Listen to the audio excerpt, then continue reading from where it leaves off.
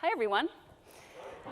So I will be honest and tell you that it was just about 30 days ago that I first heard of this concept of conscious capitalism.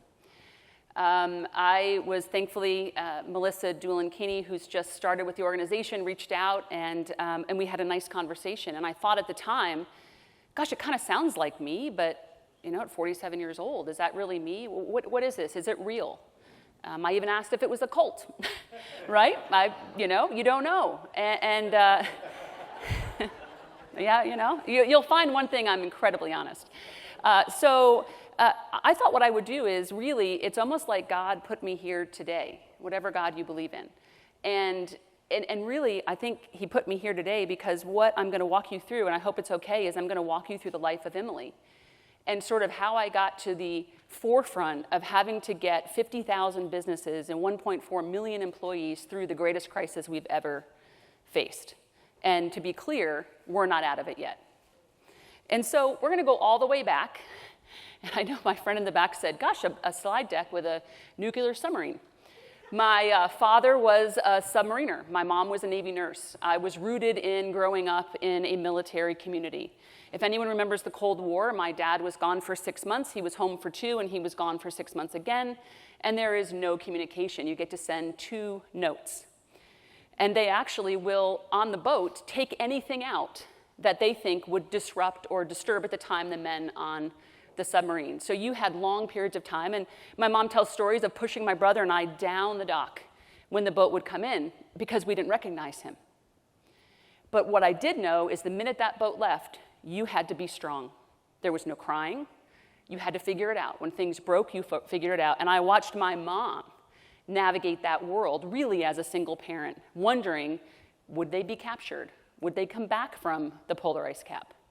And so I started to get those early memories. And at the same time, living on this military base in Groton, Connecticut, everything was the same. All my friends went to the same school. Our parents usually drove the same cars. Our houses were exactly the same. And then there was this show, and I hope some of you are old enough to remember, called Hotel. And it was a fictitious hotel, and the woman in the blue is who I wanted to be. And one night a week, I could stay up late, and I watched this show. And I thought, I want to be in its amazing hotel. It had everything I didn't have. But more importantly, I wanted to bring in people from all over that I had never met, and I wanted to care for them. And at that moment, I knew, I told my parents, and thank goodness they accepted it, that I was going to go into hospitality, that I was going to go into a service industry. And so my life was really good. My mom we'd pretend it snowed, and she would let us go in the backyard and sled on grass. It was everything to make our life of constant change from Japan to Connecticut to my dad then went to Scotland, like a lot of disruption. But I had a very good life, and I watched my mom navigate that. And one of the things she said is, try everything. Try everything you can. So I was in the marching band. I was in student government. You can see here the incredible space between the floor and my shoes, my vertical leap, of playing a high school basketball. And I just did it all. I was curious. And then the first thing that impacted my life tremendously was Desert Storm. So my dad was back. He was at the hospital on the base. And every morning when this happened, when you're in high school, you know something is happening. It's a big military contingent. But my father would leave in the morning, and he would go to the base, and they would deploy troops over. And I could see the pain that he had, but also the conviction that these men and women that were going over were volunteering to protect our country. And so I said to him one day at breakfast, Dad, what can I do? I got to do something. I'm sitting here. I'm going to school. I can't do anything. And so I grabbed a friend, Audra Lampke, and we created the largest cookie baking campaign. I knew there were ovens at the school I could use. I went and got sponsors, and we started to package cookies because all we wanted to do was to make sure those men and women knew someone back home cared about them. And the joy I felt looking back was incredible. I felt like I was making a difference, that somebody on the front line was going to open a box of probably not even great cookies, but there'd be a note in there, and they would know someone in America was appreciative that they were there. And that took me to Boston. I was very lucky. I probably had the lowest SAT score going in, I'll be very honest. I was curious, I did everything, I wanted to have fun, and I wanted to play basketball. And so I got a chance to play basketball at a small college in Boston. And then I got the opportunity of a lifetime. And the president at the time of Boston University, I applied for what it called a transfer scholarship. And I got a full ride to go right across town to BU and continue my sort of academic career in hospitality. I then did what many military dependents do. I then signed up for more pain, and I married a military officer. And so there, 1 week after my college graduation, we had met in high school. My mom was very clear that when he left the academy and went on to his first duty station in Governor's Island, New York, he said, I'm going to ask your daughter to marry me. And my mom said, great, you can assume all of her financial liabilities for any school or transportation. And he looked at my mom and said, we think we just wait a little bit. So we got married, and then, opportunity of a lifetime, we were transferred to Key West, Florida. Key West is an amazing place if you've never been. It's an incredibly diverse place. And I loved every minute of it. And I started at Pizza Hut. When you come out of college and you tell the recruiters of a great university you only can go to Key West, your opportunities are quite limited. But Pizza Hut put me in the management training program, and I had the good fortune of being there when the stuffed crust was rolled out. Whoever thought of that should no longer be alive, because you literally have to roll mozzarella cheese inside dough back in the day, and everybody wanted it. And I got my first glimpse into what it was like for my frontline employees. Here was an assistant manager right out of college. I had some experience, but gosh, I didn't know anything. And here were people making barely minimum wage that were producing all of the food, and I had such great empathy for them. And my experience there going through that program with Pizza Hut was incredible, because it was really a values-based sort of not only culture, but the people they brought in. You better care about the customer, but you better care about the employees more. And I found incredible honor in making pizza. And then I transferred across the street to the Marriott Key West Resorts. If anyone's been to the Casa Marina or the Reach, I got to then be an event and meeting planner. And I did weddings at 22 years old. And I can tell you that the worst creature in the world is a mother of the bride before you kick off a wedding. You know, here I am, I'm young, I'm trying to make this great event, and boy, I saw some of the nastiest discourse between people. But again, and here I was now in that hotel that I had dreamed of being. But like all military kids or spouses, you then have to move. You don't get to move when you want to move. You are told you're going to move. And so my husband and I sat down. He was an Army brat. Dad was a colonel. Mom worked in the military. And we both said, maybe we should try something different. You've made your commitment for the academy. Why don't we try something else? And so we moved to Pennsylvania. So Key West to Pennsylvania, and my opportunity was to work at the airport Marriott. Going from a resort in Key West to the airport Marriott, I wasn't as excited. So I called my mom. My mom had gone from Navy nurse into academia, and now she was one of the first female community college presidents in Connecticut. And she said, you have to give back. Who you are is about giving back. Why don't you go teach? 25 years old. Okay, that sounds great. I'd love to teach people. No idea what it meant. Walked into this community college, which was in where I lived, and met Lee Bender and Walt Connell. I think they both passed away, but they changed my life. And I did a teaching demonstration, and I'm from the Northeast, so you can tell I talk very quickly. And I finished, and I'm like, wasn't that great? Just like that. And he looked at me, Lee, and he said, if you can slow down, I'm going to let you do this, because I think you can give our students confidence to believe in themselves. He wasn't impressed with what I knew. What did I know at 25, right? Academically. And I took on this job, and I worked 3 nights a week. And I taught from 18-year-olds to 80-year-olds. And what I realized was I wasn't there to teach HR or marketing. I was actually there to tell these individuals that were finally, many of them, getting the first chance to be educated, that they mattered. And I would watch those lights go off, and it made a huge difference. And you don't make any money in academia, and it didn't matter. You could have actually made me do it for free, and I would have done it, because I felt even better than they did walking out that door every day. And so that took me to Pearson. Anyone here ever buy textbooks in their life? Yep, they're way expensive, too expensive, but I spent 10 years there. And it was one of the best companies I've ever worked for. One of my jobs at one point was to sign the next generation of hospitality and culinary arts authors, some of the greatest minds from Cornell to Switzerland. And then I was sort of the fixer. I would get called in a lot when an author would sort of go off the rails. We talked about this.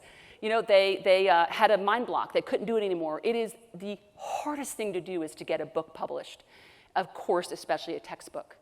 And this is when I think, and I think for the women in the room, I hope some of you can appreciate this because I'm very public about it, but I ran into the first thing in my life that I could not fix. I could not work harder. I couldn't spend more money. I couldn't at the time pray any more than I was. And for women, when you can't have a child and you want to, it can be one of the most devastating things.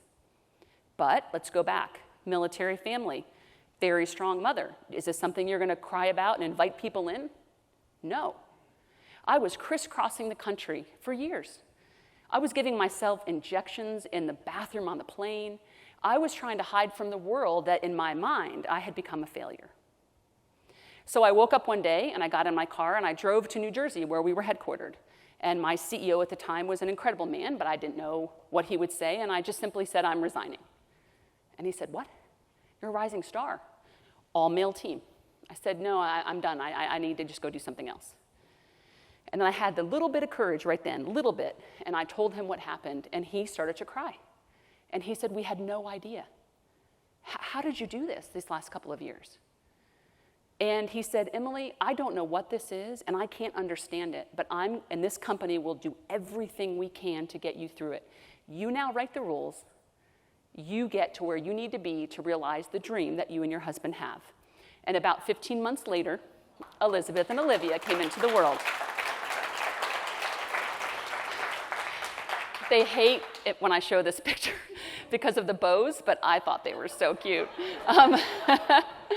And so that then took me to solving sort of that in my life and frankly seeing that a company could care about me outside of the dollars that I was delivering. And I was recruited to come work for an entrepreneur in Texas. If you're from New England, Texas is Mars. It couldn't be more different, okay? I mean, we have big cattle and hats and glitz and everything that I wasn't. And I was recruited for months, and he had a vision to help me figure out how to take U.S. higher ed into Latin America. I didn't know much about Latin America.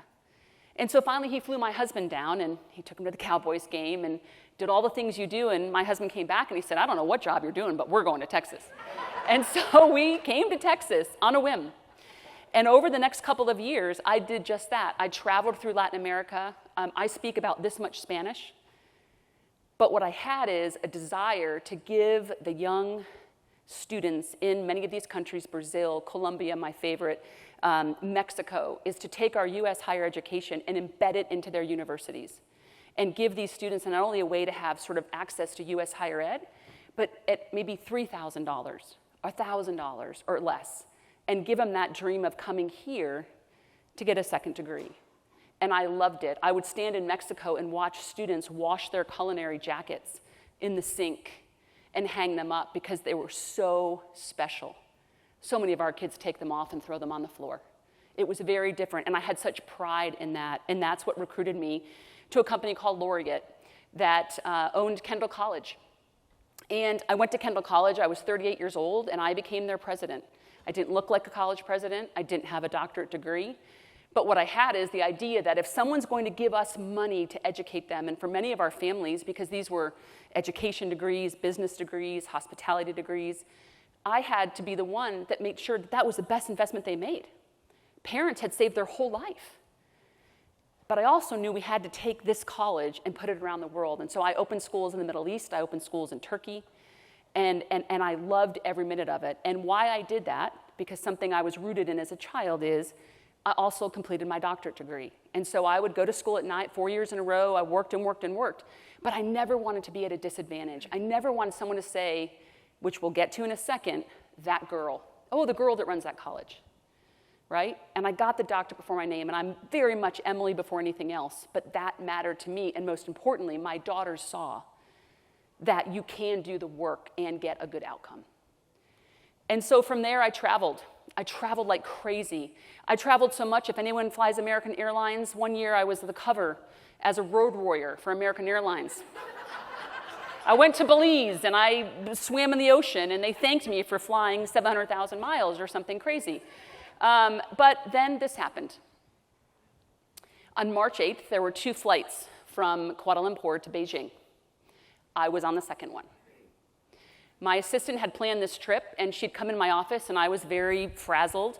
And she said, do you want to go after midnight on the red eye to Beijing, or do you want to wait for the second flight of the day? And I'm like, I don't care, just fine, second flight. I was sitting with a colleague from Pearson, a former company, at midnight, and we cheered that we had seen each other. He was from Australia, I was from the US, but we happened to be in the same country. And we sort of laughed that, gosh, how many red eyes do I do? And then I woke up that morning and realized that the flight before mine was gone. And I traveled home, and I thought to myself, I still get a little emotional, why me? Why wasn't I on that flight? Right? And that was the second step in sort of becoming more aware of really who God made me be. I had a chance to make a difference. And so I did one media interview in Chicago, and I did it because after 48 hours, nobody was asking about what happened. People forgot about the 239 souls that were on this plane that today we still don't know where they are. We can assume, but we don't have closure. So I did an interview to try to give those families I had never met a voice in the US, to try to get all of us to remember this incredible disaster that had just occurred. And so I went to study group. It took me about 6 months to start flying again. My CEO and I ended up on the same flight when I had a massive panic attack, and he couldn't have been more incredible. And then I started to get through it, and I realized that I had to keep going on. And so I moved to a firm out of the UK called Study Group. And I ran the US and Canada, and my job was to build pathway programs for international students to come to the US and learn. But don't make them spend an extra year. Allow them to come in and start on day one, assimilate all their language learning with their academics. And I was with Baylor University and A&M and University of Vermont, and it was pretty extraordinary. And then I got a call. Well, actually, let me pause. I put this in here for this reason. As I was listening this week, I edited this slide because I wanted you to see that one of the parts about being in a global organization is you realize as a woman that as much work as we have to do in the US, we are so much further ahead of many of the countries I was traveling in and out of for women. And so I just formed a network. And twice a month, I would get on a call, a Zoom, with about 15 different women from Jordan to Germany to Australia to Thailand and, of course, to China. And we would talk about all the issues they were facing. And it was a safe place that I created. And I didn't know the power of it until I left. And they said, can you please make sure you keep doing this? We need a voice. We need to talk about what it's like to want a promotion, but my husband says I can't do it. Or my boss is treating me poorly in a company run by the UK. And so I got this call, which is where I am today. And this call was one that went like this. Hi, Emily, we know you have a lot of hotel and restaurant experience. The CEO that's been there for 47 years, 39 as CEO, is leaving. Are you interested? In my opinion, it was a boys' club. I'm just going to call it what it is. It was a bunch of guys that got together. They were good people. But the idea that they would take a non-beef eating New Englander and put them in this role, was this about checking a box? Or did they really want to change, right, and become a more inclusive organization? And so the National Restaurant Association, the good NRA CEO, reached out. And I have to always say that because people think I'm a gun lady, you know, and I'm like, I'm not a gun lady. They reached out, and I took the call. And 6 months later, everything changed. But that first 6 months, I walked into a board that had 2 women on it. There were between both boards, 90 people. I was introduced. I wasn't allowed to sit at the table. This is 2019. I wasn't allowed to sit at the table at the event where they introduced me. I had to find my own space in the back. And a gentleman stood on stage and he said, he was recalling a story. And he said, yeah, what's the name of that girl that we hired? I mean, I think she went to college with my daughter. And I heard the room like, ooh. And the guy next to me said, excuse my language, want me to fucking kill him for you? Then I knew I was in Texas. And I said, no, I'm good. And I walked up to the stage to give my speech. And everything in my mind, I think of Linda making a responsible choice, was call this guy out, right? We're not going to do it anymore. And I didn't. I showed grace. I welcomed everyone. And I find out later, yes, his daughter and I did go to school together because she was one of my students. I was not her student. And so I will tell you many times I wanted to leave. I didn't see the passion. I didn't see the purpose. I was crisscrossing Texas trying to create value for restaurant members, but I didn't know why I was there. And then this happened. I was come back from Washington, D.C., and I had been meeting with Senator Cruz and our delegation in the Capitol. I was there for the first coronavirus relief bill, which was the first week of March. They passed that. I came home the next morning. I woke up because I was going to Cabo on spring break with my family, and I got a call from Senator Cruz's office saying the senator is quarantined. He may have COVID. Go back to March of 20. What does that even mean? So we put the trip off for 2 days, and again, this was a New York problem. If you were in Texas, this was a New York problem. And it was going to be fine because I'm an optimist. So we flew to Cabo, and 2 days in, I got a call from the governor's office. And he said, Emily, I'm brand new, and you're brand new. And we're going to make a deal right now that neither one of us knows what's about to happen, but we're going to work together. You are essentially leading one of the most important industries, and we believe we're about to shut them down. So my family continued on vacation. I dragged the desk out to the patio area where I could watch them having an amazing time, and we went on to full triage mode. There was no playbook. Nobody knew what to do, and emotion and fear could not have been higher. These were the stakeholders I was managing. I had all the owners of their businesses. We are more than 70% independent restaurants. This is their life. This is what they do. All their employees, my team, I'm still brand new. I've gone from 56 people to 26, and now they're asking me, what are we going to do? I have a very big board. The media, they were a stakeholder for me because my job was to give the media the facts to hopefully translate out and also to be able to challenge those that were not facts, that were hurting our industry. All the elected officials, I had to work with the local mayor, say, of Austin, not my favorite, all the way up to having calls with Mnuchin to try to get more funding. Another group of stakeholders, our suppliers, the health department, all of you who were convinced that restaurants were dangerous. But we still wanted you to come at least get food to go. And the governor himself, every single day, and most days, 18 to 20 hours a day, this is what we managed for the state of Texas, which has the second highest number of restaurants in the country. So if it's okay, I want to take us all back to June of 2020. And this is 6 months into the pandemic. And this is when we took I just could not articulate how much pain these businesses were in and how every single person in Texas had to come together to make us and allow us to survive.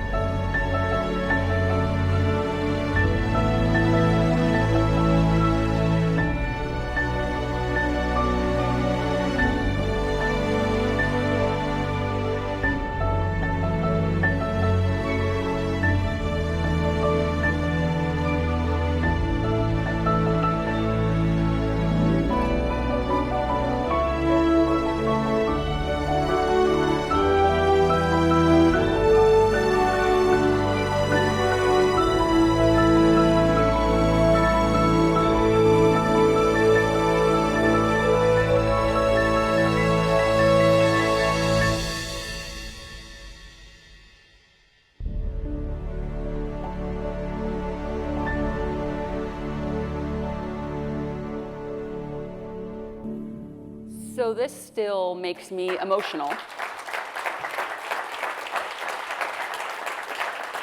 We took that emotion, and our little organization, our little nonprofit, raised $3.5 million that we passed out in grants to independent restaurants. And the pain's still continuing. This week, we partnered and released $200,000 for women-owned restaurants, because women have taken a huge hit in this pandemic. And this is the timeline. These are the things that we were able to accomplish on behalf of restaurants by being empathetic, by demanding help. We were closed for 2 weeks to build the supply chain. And what everyone failed to recognize is that we are 52% of the food dollar in your pocket. So for every dollar you put out, 52 cents goes to restaurants. And yet, they were literally failing by the day. People calling, Emily, I've been in business 80 years, crying, what do I do, what do I do? And so I was in this role because it was my voice. I could be the voice for all these people, for all the employees that we were trying to get back. It was me. And over that time period, I threw myself in it. I was from BBC to Fox Business Scene. I didn't care. I didn't have any notes. I just got on and I made a plea.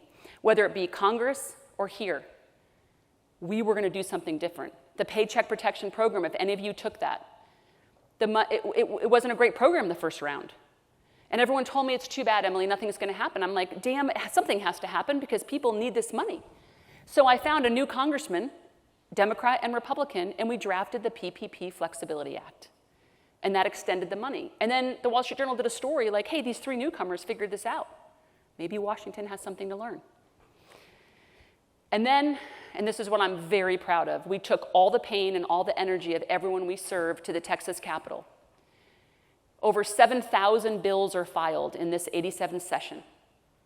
15% go to the governor's desk and get signed into law. And we had 6 of them. So we made sure alcohol to go was here forever because it's a revenue driver. We made sure that in the state of Texas, if you took those funds, you had to pay tax on them. So we worked with the comptroller and we created a bill and got it passed to make sure there was no more taxes on our businesses. Third-party delivery is brutal to restaurants if not managed and held accountable. So we drafted that legislation by bringing all 3 delivery companies together to write it with us. The bulk food waiver. Anyone know what a ghost kitchen is or a virtual kitchen? They're here to stay. But imagine now the idea that that restaurant can also sell bulk goods. So instead of just getting your burrito bowl from a ghost kitchen, you can get your burrito bowl, toilet paper, alcohol, eggs, milk, and something for your children, all in one place, because we're looking ahead and thinking about where the industry is going to go. Liability protection. Couldn't get it done at the federal level, got it done here in Texas. If you're a good actor, you should not be afraid of drive-by trial lawyers, period. And then unemployment tax relief. Guys, every one of your states, we laid off, in some cases, millions of people. The unemployment taxes could skyrocket. And we were able to ensure that our unemployment taxes remained the same. And so that's what took me here to the National Restaurant Association. I was recruited by the CEO, and I was convinced that I could do what I did in Texas on a national stage. I could care about every restaurant. Something in me said it wasn't a good idea, but I was convinced otherwise. Emily, think of the money you can make. I'd come out of higher ed. You know, it's not exactly like I'd build a ton of wealth in my life. And why don't you go do this? Again, I wasn't sure it's right, but I went. And there was a big media splash, and I did interviews in all the publications, and people were so excited that Emily was going to Washington. And I flew to Washington the first day, and I sat in my very fancy office, and it didn't feel right. But I was afraid to tell anyone, because I didn't know what was wrong with it either. I'd always taken every challenge, moved, all the pain, all the crappy jobs nobody wanted, I stood up and took. So why would it be any different now? And then this, which I was only able to articulate 2 weeks ago, which is what was wrong was who I was not in line with the work I was doing. Who I was made to be, I was now disconnected from people. I couldn't drive change. I didn't have the leadership needed. And so I had a decision to make. I was 7 weeks in now. They're about to bring candidates in here. It's a national search. There's these incredible people coming in to fill my slot in Texas. And I got up one day, and I found the most courage I found in my entire life. And I sat at my desk, and it went just like this. I don't want to do this anymore. And I pushed from my dad, I don't want to do this. I don't want to do it. I don't want to do it. I feel like a hostage. How do I get out of it? And I'm saying this out loud to myself. I didn't talk to my family. My husband had no idea. He thought I was quite happy. I didn't want to do it. And I picked up the phone and I called the CEO and it went just like this. I don't want to do this. He goes, you don't want to do what? And I said, I don't want to do this. Again, can you describe this? And I said, I don't want this job. And he said, you've got to be kidding me. Like, this is a huge deal. And I said, I don't want it. Articulate, I can't. I just don't want it. Emily, okay, do you need money? Do you need, we go to all those levers. And I go, no, I just don't want to do this. Think about it. Slept on it overnight. Again, had not told a person. Got up the next morning, called him, and I said, I'm out. And I'll take the pain. I'll be the person that, call me what you want. The next 4 weeks were extraordinarily painful because people could not understand how I could walk away from something that they perceived to be so big and so financially lucrative, and yet I didn't want it.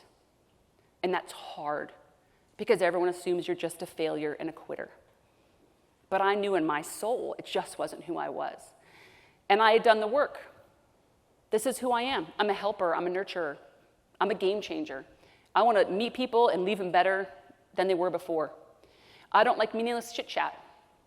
I don't like fancy things. I've been in fancy dinners my whole life, right? I just want to be in my LL Bean flip-flops, and I want to sit down, and I want to go to a sporting event, and all those things that really my life taught me was the framework that wasn't going to be successful. That's who I am. And I don't like mustard, and I'm tired of people giving me sandwiches with mustard. It's just to that level. So my higher purpose, I took an organization that had no purpose. And our higher purpose was to make sure that every single restaurant in the state of Texas made it through this crisis, and if they didn't, the damage was minimal. Stakeholder integration. All my stakeholders were equal. People hate the media. I actually have a good relationship with the media. It's not always perfect, but you know what? They have a job to do too. And my job was to make sure I gave them the best information. And then leadership. This was my chance to shine. God put me there because I took it forward. I wanted to be the advocate. I wanted to fight for people. That's what I'm good at. And then the culture of our organization has been changed forever. We have the most diverse board. We just added 72% women to our board this year and people of color. We have more energy around what we do. And more importantly, when it comes to conscious capitalism, we now have the highest reserves, the best profitability we've ever had, the most amazing inspired team, and we are relevant. People look to Texas in this industry now because we used the pandemic in a way to actually take care of people. And so this is me. And this is the promise I've made to myself. I'll never be part of an organization again that doesn't have my values, ever. And I'm a conscious capitalist, 30 days new. But my journey and what I share with you today is what got me here. And I think conscious capitalism is a beautiful thing. I love to win, but I really want to do it the right way. Thank you.